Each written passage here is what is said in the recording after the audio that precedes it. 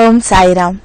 సాయి బంధువులకు సాయి మన దేవుడు కార్యక్రమానికి స్వాగతం. శ్రీ సాయినాథుడు మన జీవితాల్లో కురిపించిన ప్రేమను, సాయినాథుడు మనకు అందించిన లీలల్ని పంచుకునేందుకే ఈ వేదిక. ఒక చిన్న కథ చెప్పుకుందాం. ఒకసారి తులసీదాస్ గారు రామచరితమానస్ రాస్తూ ఉంటారు.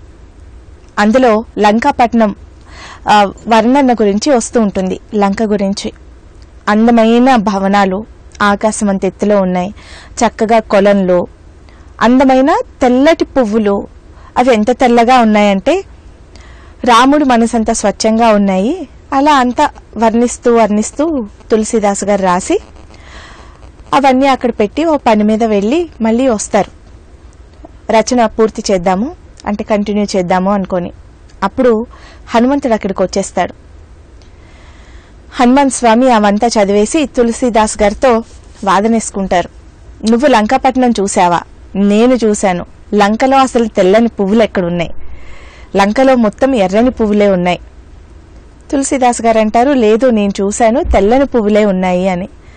హనుమంతుడు అంటాడు, లేదు నేను కదా లంక అంతా తిరిగాను, స్వయంగా నా కళ్ళతో చూశాను, అంతా ఎర్రని పువ్వులే ఉన్నాయి. మళ్ళీ నువ్వు తెల్లని పువ్వులని, అది కూడా రాముల వారి మనసంతా స్వచ్ఛంగా ఉన్నాయని రాస్తావా? అలా కుదరదు, నువ్వు మార్చి రాయాల్సిందే అని. తులసీదాస్ గారేమో, లేదు నేను కూడా చూశాను, నా మనోనేత్రానికి అందుతున్నాయి, అవి తెల్లగా స్వచ్ఛంగా ఉన్నాయి, చాలా అందమైన పువ్వులు అని. ఇద్దరూ రామభక్తులే, ఇద్దరూ చాలా వాదించుకుంటూ ఉంటారు. ఇద్దరు వాదన తారాస్థాయికి చేరేసరికి శ్రీరామచంద్రుల వారు ప్రత్యక్షమవుతారు. ఇద్దరు ఎవరి వాదన వారు వినిపిస్తారు. తండ్రి, పువ్వులు స్వచ్ఛంగా తెల్లగా మీ మనసులా ఉన్నాయని నేను రాశాను అని తులసీదాస్ అంటే, హనుమంతుడు అంటాడు, లేదు స్వామి నేను నా కళ్ళతో చూశాను, ఎర్రగా ఉన్నాయని హనుమంతుడు అంటారు. అప్పుడు శ్రీరామచంద్రమూర్తి అంటారు, లేదు హనుమ, తులసీదాస్ రాసేదే నిజం. ఎందుకంటే నువ్వు లంకాపట్నం చాలా కోపంతో వెళ్ళావు, అప్పుడు నీ కళ్ళు ఎర్రగా ఉన్నాయి కాబట్టి నీకు అన్నీ ఎర్రగానే కనిపించాయి. నిజానికి ఆ పూలు తెల్లగా ఉన్నాయి, మనం చూసే కోణాన్ని బట్టి, మనం చూసే దృష్టిని బట్టి ఉంటుంది అని సమాధానపరుస్తారు. ఇది మన నిత్య జీవితంలో కూడా మనందరము మన చుట్టూ ఉండే మనుషులను అర్థం చేసుకోవడం కానీ, మనకు జరుగుతున్న పరిస్థితులను అర్థం చేసుకోవడంలో కానీ మనం అన్వయించుకోవచ్చు. నిజంగానే అప్పటి పరిస్థితికి మనం ఉన్న మనస్థితికి ఒకలాగా అర్థమవుతుంది. మన మనస్థితి మారినప్పుడు అదే పరిస్థితులు, అదే మనుషులు మరోలా అర్థమవుతారు. ఒక సాయి బంధువుతో మాట్లాడదాం. సాయిరామ్ అండి. సాయిరామ్ అండి. ఎవరు మాట్లాడుతున్నారమ్మా? ఇక్కడ నుంచి నాగమణి, చౌటుప్పల్ నుంచి అండి. నాగమణి గారు చెప్పండి. రేపటి నుంచి 10th క్లాస్ ఎగ్జామ్స్ మొదలవుతున్నాయండి. ఓకే అండి. 10th క్లాస్ రాసే ప్రతి ఒక్క స్టూడెంట్ కి సాయిబాబా ఆశీస్సులు ఉండాలని ఒక్కసారి మీ నోటితో మీరు చెప్తారని చేశానండి. నాగమణి గారు, నిజంగా రేపు భవిష్యత్ అంతా వాళ్ళదే. విద్యార్థులంతా చాలా చక్కగా ఏకాగ్రతతో వాళ్ళు చదివిందంతా గుర్తు రావాలి, పరీక్షల్లో చక్కగా పాస్ అవ్వాలని మనస్ఫూర్తిగా కోరుకుంటున్నాను. మనందరం తప్పకుండా పిల్లలకి ఆశీస్సులే ఇస్తాం కదా. వాళ్ళంతా చక్కగా టెన్షన్ పడకుండా వాళ్ళు చదివిందంతా గుర్తొచ్చి ఏ టెన్షన్ లేకుండా హాయిగా ప్రతి ఎగ్జామ్ రాయాలి, మంచిగా ఉత్తీర్ణులు అవ్వాలి ప్రతి ఒక్కళ్ళు కూడా. కాల్ చేసినందుకు ధన్యవాదాలండి. నిజంగానే అయితే ఎగ్జామ్స్ అన్నప్పుడు తల్లిదండ్రులు టెన్షన్ పడతారు, పిల్లలకి టెన్షన్ ఉంటుంది. సాయినాథుడిని ఒకసారి స్మరించుకొని వెళ్ళినప్పుడు, సాయినాథుని ఊది నుదుటిని ధరించి వెళ్ళినప్పుడు మనకి తెలియకుండానే బోల్డంత ధైర్యము, ఆత్మవిశ్వాసం కలుగుతాయి. అలా పాస్ అయిన పిల్లలు చాలా మంది ఉన్నారు. మనకి చాలా మంది చెప్పారు కూడా. లాస్ట్ వీక్ ఒక కాలర్ చెప్తున్నారు, నేను అసలు డిగ్రీ ఎగ్జామ్స్ ఏం ప్రిపేర్ అవ్వకుండా వెళ్ళాను, కానీ పాస్ అయిపోయాను బాబా దయ వల్ల, ఆ తర్వాత అంతా నా జీవితం బాగుంది అని. సరే, విద్యార్థులంటే నాకు ఒక చిన్న మంచి కథ గుర్తొస్తుంది, మీ అందరితో షేర్ చేసుకుంటాను. ఒకసారి ఒక తల్లిదండ్రులు రైల్లో వెళ్తూ ఉంటారు. వెళ్తూ ఉన్నప్పుడు వాళ్ళిద్దరు కొడుకులు ఉద్యోగం చేసే ఆ టౌన్ని దాటి వెళ్తూ ఉంటారనమాట. సో ఆ సిటీ కంటే కొద్దిగా ముందే పిల్లలకి కాల్ చేస్తారు, మేము పలానా టైంకి వస్తాము, మా ట్రైన్ పలానా టైంకి వస్తుంది, ఇద్దరు కనిపించండి, మేము అలాగే అంటే ఆగం మీ దగ్గర, పలానా ప్రయాణం మాది వెళ్ళిపోతూ ఉన్నాము, ఒకసారి కనిపించండి స్టేషన్లో ఆగినప్పుడు అని. సరే, ఇద్దరు కొడుకులు వస్తారు. తల్లిదండ్రులు కొడుకుల్ని చూడగానే చాలా సంతోషంగా రైలు దిగుతారు. దిగ్గానే పెద్ద కొడుకు చాలా సంతోషంగా తల్లిదండ్రులను చూడగానే పరిగెత్తుకుంటూ వచ్చి తల్లిదండ్రుల పాదాలకు నమస్కరించి ఆశీస్సులు తీసుకుంటాడు. చిన్న కొడుకేమో ఇలా మామూలుగా క్యాజువల్గా జేబులో చేతులు పెట్టుకొని నమస్కారం, హాయ్, బాగున్నారా, ఇలా ఏదో అడిగేసి ఊరుకుంటాడనమాట. కొద్దిసేపు మాట్లాడుకున్న తర్వాత తల్లిదండ్రులు రైలు గంట మోగుతుంది, బయలుదేరడానికి రెడీ అవుతారు. మళ్ళీ పెద్ద కొడుకు వెళ్ళి ఆశీస్సులు తీసుకొని వాళ్ళని రైలు ఎక్కిస్తాడు. చిన్న కొడుకేమో దూరం నుంచే బాయి చెప్పేసి ఊరుకుంటాడు. రైలు ఎక్కిన తర్వాత ఆ తండ్రి బాధపడుతూనే ఉంటాడు, అయ్యో చిన్నోడు నమస్కారం చేయలేదు అని. తల్లి అంటుంది, పర్వాలేదు, వాడి చిన్నోడే కదండి, వాడికి సిగ్గేసి ఉంటుంది అందరి ముందు చేయడానికి, ఏమవుతుంది అని. కానీ తండ్రి అంతలా బాధపడడానికి కారణం వేరే ఉంది. అదేంటో నేనే చెప్తాను ఒక సాయి బంధువుతో మాట్లాడిన తర్వాత. సాయిరామ్ అండి.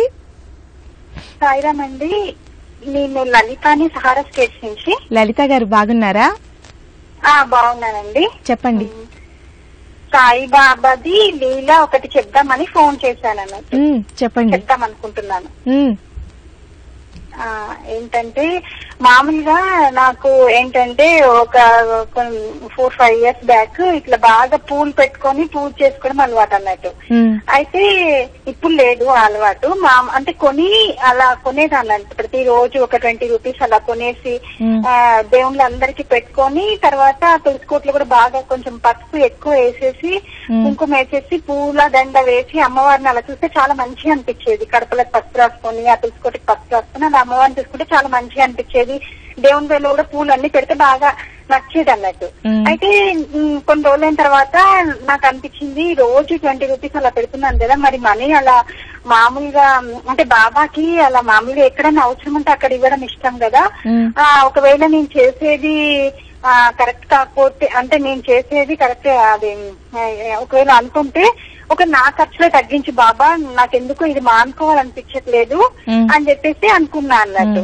అనుకున్న తర్వాత ఏమైందంటే అనుకున్నాను, నా ఖర్చులు ఏమన్నా ఉంటే అది తగ్గించేసేయండి, నేను ఎందుకు ఈ పూలమాల వేయడం, ఈ పసుపు జల్లడము, ఇలా దేవుని దగ్గర అన్ని పూలు పెట్టుకోవడం కొనడం మానలేకపోతున్నాను అని చెప్పేసి అనుకున్నా. అనుకున్న తర్వాత ఏమైందంటే బాబాని అడిగాను. అలా అడిగిన తర్వాత నా ఖర్చులు ఏమంటే తగ్గించమని అడిగిన తర్వాత దాదాపు 2 years నేను ఏ క్లాత్స్ కానీ ఏం కొనుక్కోలేదు. కొనుక్కోకుండా అలా గడిపిన తర్వాత మా బాబుది మ్యారేజ్ వచ్చింది. మా అమ్మాయి వాళ్ళు ఇట్లా మధ్యలో అడుగుతుండే వాళ్ళు, మన షాపింగ్కి వెళ్ళిన నాకేం అవసరం లేదు, నాకు చాలా ఉన్నాయి అది ఇదని చెప్పి దాటేసేదాన్ని. అయితే ఇంకా బాబు వాళ్ళ బాబుది మ్యారేజ్ వచ్చింది. వచ్చిన తర్వాత 3 days ఉంది ఇంకా మ్యారేజ్. ఉన్న తర్వాత పట్టు సారీ ఇట్లా కొనుక్కోమంటే నా మ్యారేజ్ కి బాబాయ్ ఇచ్చినవి, నా మ్యారేజ్ కి ఇచ్చినవి, ఇంతవరకు ఫ్యాషన్ బోల్ ఇప్పుడేం నాకు కొత్త శారీస్ కూడా కొత్త డిజైన్స్ ఏం కనిపించట్లేదు అని కొనలే అన్నట్టు. అయితే ఇంకా 3 days ఉంది మ్యారేజ్. అయితే అక్కయ్య వాళ్ళ ఇంటికి మామూలుగా పెళ్లి పనులు అవి ఉంటాయి కదా, వెళ్ళామన్నట్టు. వెళ్ళాను నేను మా హస్బెండ్. వెళ్తే ఏమైందంటే వాళ్ళు అక్కడ లేరు. ఒక అక్కడే పక్కనే అదే కాలనీలో ఒక చీరలు అమ్మే ఆమె ఉంటుంది, అక్కడ ఉన్నారని చెప్పాడు అన్నట్టు మా అక్కయ్య వాళ్ళ బాబు. సరేనా అక్కడికే వెళ్దామని వెళ్ళా అన్నట్టు. వెళ్తే అక్కడ మా అక్కయ్య వాళ్ళ కోడళ్ళు ఒక చిన్న రూమ్ అన్నట్టు. అది అక్కయ్య వాళ్ళ కోడలు కూర్చుంది కింద, అక్కడ పక్కకి అక్కయ్య కూర్చున్న తర్వాత నేను కూర్చున్నా, తర్వాత మా అమ్మ కూర్చుంది అన్నట్టు. ఆమె శారీ చూపిస్తూ ఉంది. అయితే అదే గట్లో ఒక కార్నర్ కి ఒక ఆవిడ కూర్చొని ఉంది, పింక్ శారీ వేసుకొని, అంటే లైట్ పింక్ కాకుండా డార్క్ పింక్ కాకుండా ఒక పింక్ శారీ వేసుకొని కూర్చొని ఉంది అన్నట్టు.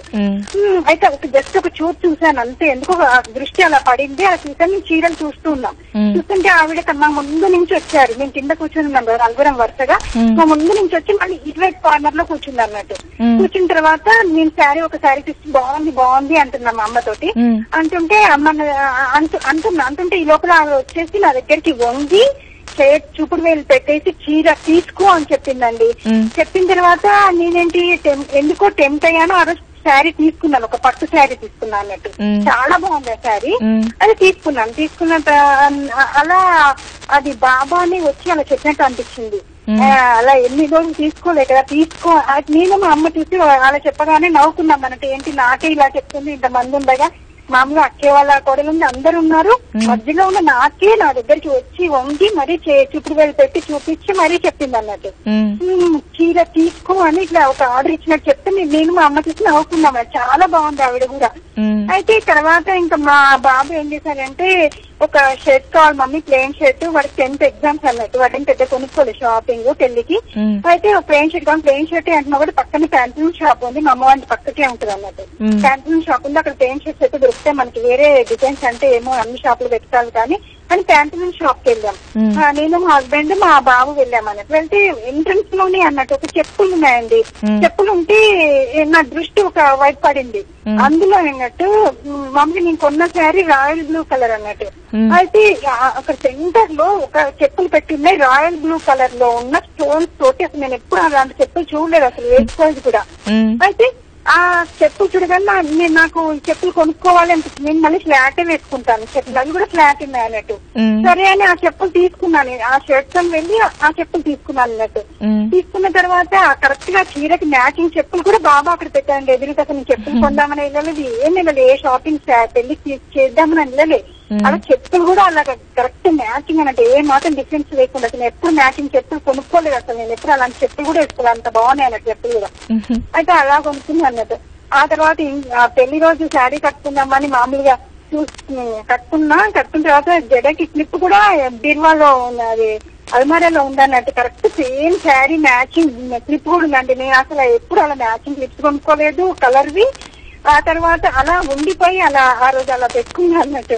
అలా మొత్తం సెట్ చేసి బాబా అలా పెట్టారండి అప్పుడైతే.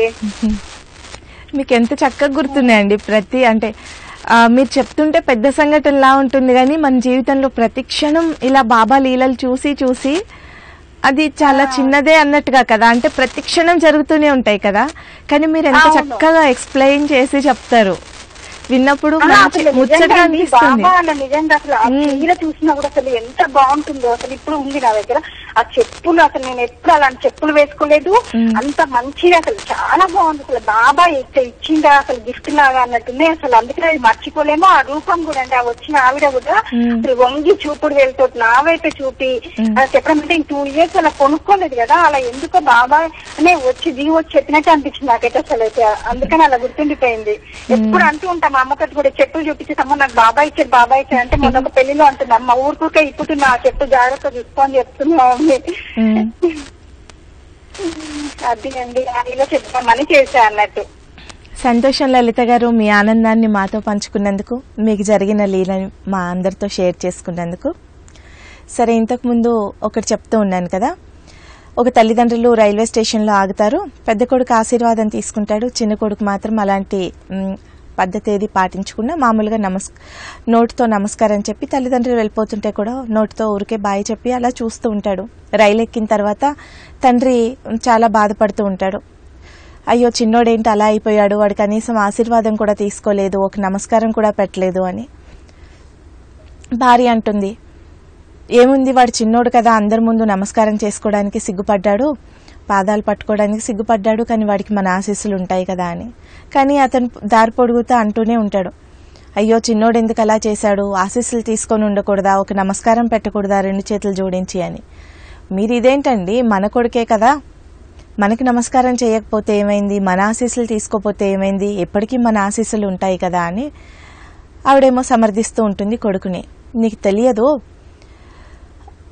తల్లిదండ్రుల ఆశీర్వాదాలు తీసుకోవడం లేదా ఎవరికైనా చేతులు జోడించి నమస్కరించడం అనేది అవి మనసులో నుంచి రావాలి, ఆ సంస్కారము అది లేకపోవడము తర్వాత భవిష్యత్తులో చాలా ఇబ్బందులు తెచ్చిపెడుతుంది, సిగ్గుపడే విషయాలు కాదు అవి అని చాలా దీంట్లో తను ఇంకా మాటల్లో చెప్పలేక వ్యధ చెందుతూ ఉంటాడనమాట. నిజంగానే కొన్ని సంవత్సరాలకి పెద్ద కొడుకు బాగా చదువుకొని జడ్జి అవుతాడు. అందరూ అతనికి నమస్కరించే స్థాయిలో పెద్ద కొడుకు వెళ్తాడు. చిన్న కొడుకు ఇలాగే అన్నీ కూడా చాలా క్యాజువల్గా తీసుకుంటూ దేన్ని సీరియస్గా తీసుకోక పెద్దవాళ్ళని గౌరవించక చదువుని నిర్లక్ష్యం చేసి ఏదో చిన్న ఉద్యోగంలో చేరి తను అందరికీ నమస్కరించే స్థాయికి వస్తాడు. పెద్దవాళ్ళ ఆశీస్సులు అయితేనేంటి లేదా సదాచారాన్ని పాటించడాలైతే ఏంటి, ఇప్పుడు మనం చేసే పనులే మన భవిష్యత్తుని నిర్ణయిస్తాయి అనేది ఎందుకో నాకు ఈ కథ చదివితే అలా అనిపించింది. చాలా మందిని అంటే నేను ఇప్పుడు సాయి బంధువుల్ని చూస్తూనే ఉన్నాను. చిన్న చిన్న పిల్లలు కూడా అమ్మా ఇలా మన సాయి టీవీ అని చెప్పగానే లేకపోతే మన వాళ్ళు అని చెప్పగానే చిన్న పిల్లలు కూడా సాయిరామ్ అని 2 చేతులు జోడించి నమస్కారం చేస్తారు. చాలా చక్కటి సంస్కారం, ఒక మంచి పద్ధతి మన సమాజంలో సాయి పేరు మీద ప్రబలుతోంది. చాలా సంతోషపడే విషయం ఇది. చిన్న చిన్న పిల్లలు కూడా చూడగానే సాయిరాం సాయిరాం చెప్తూ ఉన్నారు కదా. ఇలాంటి వాళ్ళకి సహజంగానే సంస్కారం వస్తుంది. సంస్కారం ఉన్న దగ్గర అహంకారం ఉండదు, అహంకారం లేని దగ్గర అన్ని ఉత్తమ లక్షణాలే ఉంటాయి. ఒక సాయి బంధువుతో మాట్లాడదాం. సాయిరాం అండి. సాయిరాం మేడం. ఎవరు మాట్లాడుతున్నారు? నేను అర్చన లింగంపల్లి నుండి చేస్తున్నా. సరే అండి. బాబా గురించి చెప్పాలని చేశానండి. సరే అండి. లాస్ట్ వీక్ చేశాను, అప్పుడే ఇక అయిపోయింది ప్రోగ్రామ్. మళ్ళీ ఇక ఎలాగా అనిపించింది. సరే ఇప్పుడు కరెంట్ వెళ్ళిపోయిందండి. మీ పక్కనున్న చిన్న పాపనా బాబునా? నాకు ఇద్దరు, ఫస్ట్ పాప తర్వాత బాబు. మీ పక్క నుంచి అందిస్తున్నారు కదా మీరు. లింగంపల్లి అంటే హైదరాబాద్ అండి. వాళ్ళు లాస్ట్ వీక్ కలిస్తే మమ్మీ ఎందుకు ఫోన్ చేసినావు, అసలు కలవట్లేదు, టీవీలలో కలవదు, అలా ఇలా అన్నారండి. అంటే సర్లేవే మళ్ళీ లాస్ట్ వీక్ వచ్చే వారం చేద్దాంలే, కలుస్తుందిలే అని అన్నాను. దాని గురించి చెప్తుంది. అయితే ఏం లేదు మేడం, చాలా అద్భుతం జరిగింది. నాకు ఫస్ట్ స్టార్టింగ్ మా ఇంటి పక్క ఆంటీ ఇట్లా, నేను అప్పుడు స్కూల్ కి వెళ్ళేదాన్ని. అయితే నా ఫస్ట్ అయ్యో అర్చన గారు, మీ కోరిక ప్రకారం మేము కాల్ కనెక్ట్ అయింది. మీ పిల్లలు అనుకున్నట్టుగానే కాల్ కలలేదు, అంటే డిస్కనెక్ట్ అయిపోయింది. ఇంకొకసారి ట్రై చేయండి. చాలా అద్భుతం జరిగిందని చెప్పారు. వినాలని నాకు కూడా ఉంది, మా అందరికీ ఉంది. మరొకసారి ట్రై చేయండి. తప్పకుండా మీకు జరిగిన లీల మా అందరితో షేర్ చేసుకోండి. మేము కూడా చాలా ఆనందిస్తాం. ఇవాళ షోలో ఒక సాయి బంధువు గురించి చెప్పాలనుకున్నాను. సాధారణంగానే మనందరికి కూడా ఇంతకు ముందంతా ఎలా ఉండేది, పలానా ప్రాంతం వాళ్ళు, అంటే సేమ్ ప్రాంతం వాళ్ళు, లేదా సేమ్ ఇంటి పేరు కలిగిన వాళ్ళ, లేదంటే ఒక పర్టికులర్ క్యాస్ట్, అలా ఏదైనా సేమ్ మ్యాచ్ అయితే సంతోషపడేవాళ్ళం. ఇప్పుడు అలా ఏం లేదు కదా. సాయి కుటుంబం అయిపోయిన తర్వాత వీళ్ళు కూడా సాయి భక్తులు అంటే ఇంక మనకేం అవసరం లేదు కూడా, అసలు ఇంకేం రాదు. సాయి కుటుంబం, వీళ్ళు సాయి భక్తులు అనే దానికంటే ఇంకా సంతోషమైంది ఒక అనుబంధం కలగడానికి ఇంకేమీ అవసరం లేదు కదా. సో ఎందుకంటే అందరికీ దాదాపుగా ఒకటేలాంటి ఆలోచనలు ఉంటాయి. సాయినాథుడిని కొలుస్తూ ఆయన మార్గదర్శనంలో నడిచే ప్రయత్నం చేస్తూ ఉంటాం. అయినప్పటికీ కొంతమంది కొద్దిగా ముందుకి మన సాధన ద్వారా ముందుకు వెళ్ళిన వాళ్ళు ఉంటాం. ఒక్కొక్కళ్ళు ఒక్కో దశలో ఉంటాం. నేను చాలాసార్లు ఈ ప్రోగ్రాంలో షేర్ చేసుకుంటూ ఉంటాను. సాయి టీవీ మనం ప్రారంభించినప్పుడు 5 సంవత్సరాల కిందట సమాజంలో పెద్ద సాయి భక్తులని పేరున్న వాళ్ళు కూడా మేము వెళ్తే ఏం పెడతారు మీరు అలా అన్నవాళ్ళని, అంటే సమాజంలో అలా పేరున్న వాళ్ళు కూడా పెద్ద విశ్వాసం, బాబా ఉన్నాడండి, ఇది బాబా నిర్ణయం అండి అంటే కూడా బాబా పట్ల విశ్వాసం లేకపోవడమో, మరి వాళ్ళతో బాబాని అదొక నాటకంగా మాట్లాడించేవారో తెలీదు. కానీ ఆ తర్వాత చాలామంది నిజమైన సాయి భక్తుల్ని, సాయి అని పేరు వింటేనే మరేమీ అవసరం లేకుండా కలుపుకుపోయే సాయి భక్తుల్ని చూసాం. అలాంటి ఒక సాయి బంధువుని రీసెంట్గా నేను ఒక 4-5 డేస్ బ్యాక్ చూశాను. ఆ సాయి బంధువు గురించి వివరాలు చెప్తాను ఒక సాయి బంధువుతో మాట్లాడిన తర్వాత. సాయిరాం అండి. సాయిబాబా అంటే నేను పుట్టాను. నేను సాయిబాబా గురించి, నేను సాయిబాబా తలుచుకుంటే ఎగ్జామ్ బాగా రాయగలదు. మా మమ్మీ మొక్కుంటేనే మా మమ్మీ నాకు ఇలా అబ్బాయి పుట్టాని నన్ను మొక్కుంటే సాయిబాబా వల్లే నేను పుట్టాను. ఏం పేరు నాన్న పేరు? దేవుడు సాయిబాబా మంచి దేవుడు. నాకు ఇష్టమైన, బాగా ఇష్టమైన దేవుడు సాయిబాబే. మనం మళ్ళీ శిల్పి వెళ్ళాలంటే సాయిబాబా వల్లే. నీ పేరేంటమ్మా? ఎక్కడి నుంచి మాట్లాడుతున్నావు? నేను లింగంపల్లి గురించి మాట్లాడుతున్నాను. నా పేరు సాయి. సాయి? నేను లింగంపల్లి గురించి నేను లింగంపల్లి గురించి. సరే, లింగంపల్లి నుంచి మాట్లాడుతున్నావు. నీ పేరు సాయి శ్రవణ్. ఏం చదువుకుంటున్నావు? 2nd class. అమ్మ, అంత చిన్న బాబువా? ఎంత చక్కగా మాట్లాడుతున్నావు నాన్న. ఎంతసేపు నుంచి అనుకుంటున్నావు ఇలా చెప్పాలి అని? ఎప్పటి నుంచి అనుకుంటున్నావు అమ్మా ఇలా చెప్పాలి అని? చాలా డేస్ నుంచి. రోజు సాయి టీవీ చూస్తూ ఉంటావా? చూస్తాను, కానీ థర్స్డే వెనస్డే థర్స్డే చూస్తాను. అమ్మ మాట్లాడుతుందా? అమ్మనా మాట్లాడుతుంది, మధ్యాహ్నం మాట్లాడలేదంట పొద్దున. అయితే ఇప్పుడు నిన్ను మాట్లాడమన్నారా? సాయి టీవీలో నీకేమన్నా నీకు అర్థమయ్యేవి, నీకు నచ్చేవి ఏమన్నా ఉన్నాయా? పాటలు గాని, బాబా హారతులు గాని ఏమర్థమవుతున్నాయి నీకు? నాకా పాటలు నాకు వచ్చాయి, కొన్ని వస్తున్నాయి. ఈ సాయి టీవీలో వస్తున్నాయి. సాయి టీవీలో నాకు ఇష్టమైన పాటలు వస్తున్నాయి. దాంతో వాళ్ళు పాడినప్పుడు మైక్ లో పాడతారు కదా అంటే అప్పుడు నేను కూడా పాడతా. ఇప్పుడు ఏం గుర్తు రావట్లేదా నీకు? ఇప్పుడా గుర్తు రాట్లా,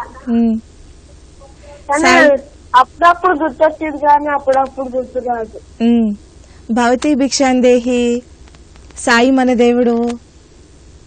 సాయియా? సాయి శ్రవణ్, సాయి మన దేవుడు పాట గుర్తు రావట్లేదా? సాయి మన దేవుడు, సాయి మన దేవుడా, ఆ పాట గుర్తు రావట్లేదా? రావట్లేదు. సరే, ఇంకొకసారి కూడా ఇలాగే కాల్ చేయనానా, అప్పుడు చక్కగా 2-3 పాటలు గుర్తు చేసుకొని పాటలు కూడా పాడి వినిపించు. సరే అమ్మా. ఇంకొక సాయి బంధువుతో మాట్లాడదాం. సాయిరామ్ అండి, మీ పేరు? హలో, సాయిరామ్ అండి, ఎక్కడి నుంచి మాట్లాడుతున్నారు? సాయిరామ్ వైని గారు, రమణ్ మాట్లాడుతున్నానండి. రమా గారు బాగున్నారా? బాగున్నా మేడం, మీరు బాగున్నారా? బాగున్నానండి. అదే బాబా కోసం కొత్త ప్రోగ్రామ్ చూపిస్తున్నారు కదా, నేను 2 days నుంచి చూస్తున్నాను, కొంచెం బిజీగా ఉండే చూడలేదండి. చెప్పండి మేడం, చాలా రోజుల తర్వాత. మొత్తానికి ఫోన్ లో పట్టుకున్నారు నన్ను.